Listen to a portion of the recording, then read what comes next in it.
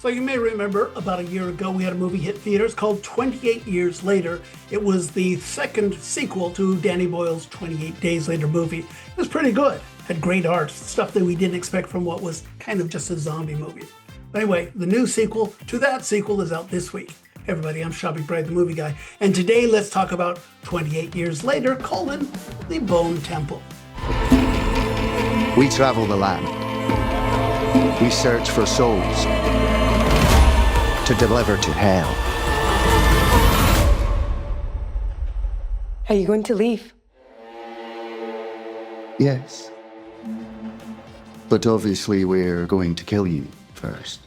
Now, if you recall, at the end of 28 Years Later, the last movie, young Spike, who's played by Alfie Williams, was being chased by rage-infected zombies when he was saved by a bunch of tracksuit-wearing zombie ninjas, led by a character named Sir Lord Jimmy Crystal, played by Jack O'Connell. Now, I say saved, but he was also kind of captured. You see, Jimmy is a cult leader, and he believes himself to be the son of Old Nick, or Satan, and so his mission in his life is to spread evil in this post-apocalyptic world. So Spike is initiated into the cult, and he proceeds into his new life of doing evil, including a very brutal torture sequence. But remember Dr. Kelson, who's played by Ray Fiennes? Well, he's still out in the world building his Memento Mori, which is his bone temple honoring all the people who have died in the zombie apocalypse.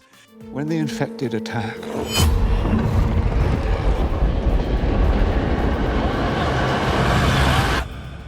what do they see?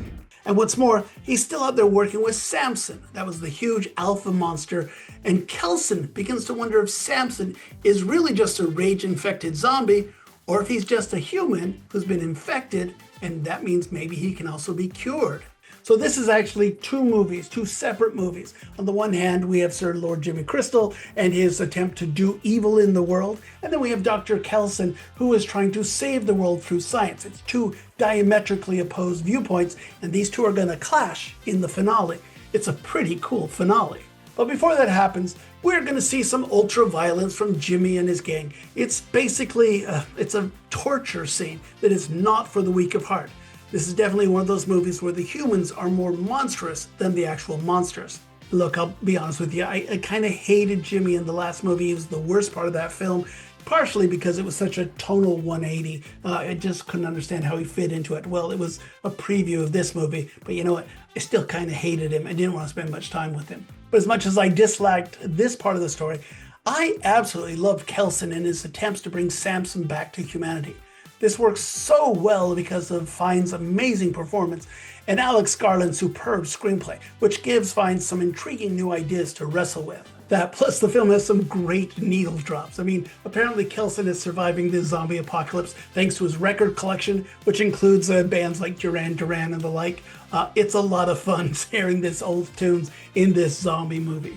And so look, it all leads up to that finale where Sir Jimmy and Dr. Kelson meet up at the Bone Temple. And it's here where the doctor notices that young Spike is now part of Jimmy's cult. So he decides to fight back. It is a glorious music-filled finale that is almost worth the price of admission alone. So ultimately, while I loved large parts of this movie, there were other moments that left me cold. And I don't think it's as visually inventive as the last film, but new director Nia DaCosta is still pretty good. She just has a different style. I think in the end, this is a pretty good film, but a very different type of post-apocalyptic zombie movie. And I'm curious as to how horror fans will like this movie, as it is so different from most horror films. Still, I think there's enough here that I enjoyed it. I give Bone Temple 28 Years Later 3 stars out of 4. And yes, I realize that they're not zombies. They are humans infected with the rage virus. Yeah, it's too difficult to say. I'm just calling them zombies. It's a zombie movie here. Hey, look, they are saying that this is movie number 2 in a 3-part sequel here. So this means there's one more movie to go. And it's teased with a final moment here where an old friend returns from the series here. That was pretty cool. But you tell me, what do you want to see in the finale? Where do you think this one all wraps up? Feel free to comment below. And of course, be sure to subscribe to my channel so that you get my reviews as soon as they fall.